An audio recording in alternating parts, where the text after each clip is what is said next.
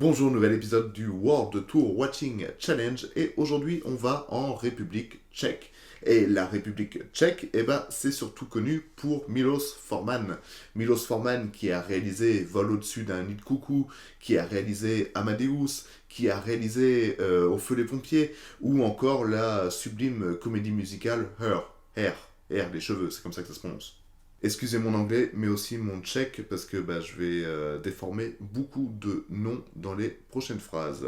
Car oui, Milos Forman est issu de la nouvelle vague tchécoslovaque, à l'instar de réalisateurs comme Jan Nemek, qui a réalisé Les Diamants de la Nuit, comme Jaromil Riles, je sais pas comment ça se prononce, mais qui a réalisé en tout cas Valérie au Pays des Merveilles, ou encore comme un autre réalisateur dont j'ai un peu oublié le nom, donc je vais faire un cut, Jiri Mansell et son film Train étroitement surveillé, la magie du montage. Ces films ont popularisé le cinéma tchécoslovaque, mais pour ma part, ma porte d'entrée vers ce pays, ce fut le réalisateur Jan Svankmajer. Svankmajer fait une sorte de mélange entre animation et prise de vue réelle. C'est un cinéma qui est assez absurde, qui est très surréaliste. On peut voir par exemple dans un de ses courts-métrages que je vais essayer de vous mettre en description ou sur une fiche quelque part par là, on peut voir donc dans ce court-métrage deux steaks à train de danser par exemple. Le mieux, ce qu'il faut absolument voir au moins une fois dans sa vie, selon moi, bien entendu, c'est son film Alice. Alice, qui est une adaptation donc de Alice au Pays des Merveilles. Il est sorti en 88 et il vaut vraiment le coup d'œil. Et puisqu'on est sur le registre des adaptations réalisées par des Tchèques, le film que j'ai choisi pour cette semaine, c'est Cendrillon et les Trois Noisettes. Ce n'est pas un film pornographique, c'est un petit conte de Noël assez sympathique, et puis on va voir ça.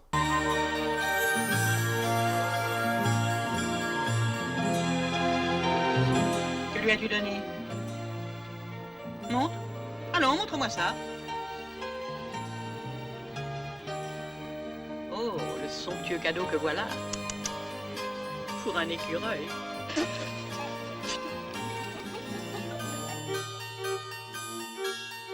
On commence l'histoire dans un petit village enneigé où des gens s'affairent afin de préparer ce qui semble être les fêtes de fin d'année. On y croise donc la dirigeante du village qui est forte, qui est patibulaire et qui crie ses ordres sur tout le monde. Elle est particulièrement désagréable.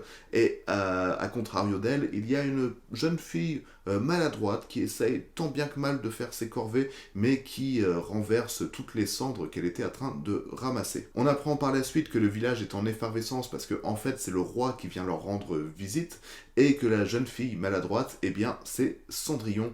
Cendrillon qui va s'échapper de ce petit village pour aller rendre visite à son magnifique cheval blanc et commencer à lui parler afin de lui faire un petit monologue juste avant de reprendre tranquillement ses tâches ménagères. Bien entendu, Cendrillon va casser un plat, ce qui va provoquer la colère de la dirigeante dont on apprend qu'il s'agit en fait de la belle-mère de Cendrillon, et cette dirigeante justement va lui imposer encore plus de ménage.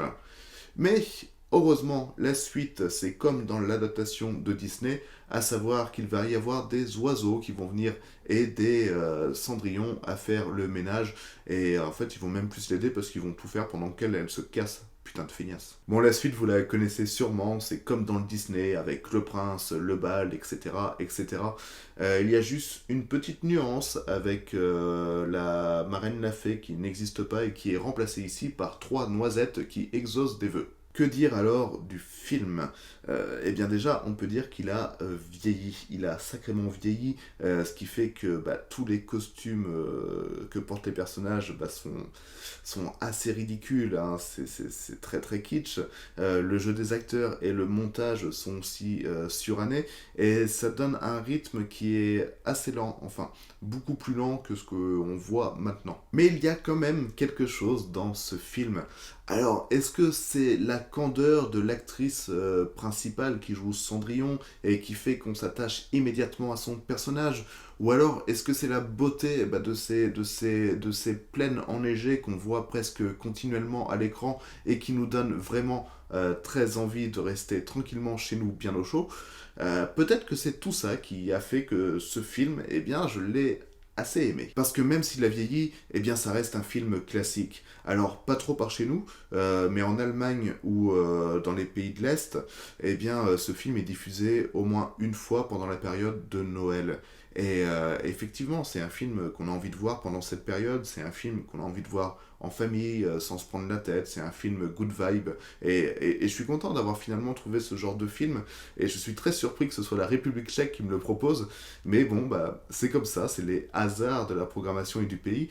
En tout cas, c'était vraiment cool de le voir. Il a vieilli, il est un petit peu ridicule, mais il est touchant, il est émouvant, il est simple, sans prise de tête, voilà. Voilà, regardez ça, regardez-le pendant vos vacances de Noël, regardez-le en famille avec vos enfants, et je pense que vous allez passer un moment, peut-être pas un très bon moment, mais un moment quand même agréable. Bon, il ne me reste plus qu'à reprendre mon périple et on se retrouve eh bien, la semaine prochaine pour un nouvel épisode, pour un nouveau film, pour un nouveau pays, et je continue à arpenter l'est de l'Europe en allant en Roumanie.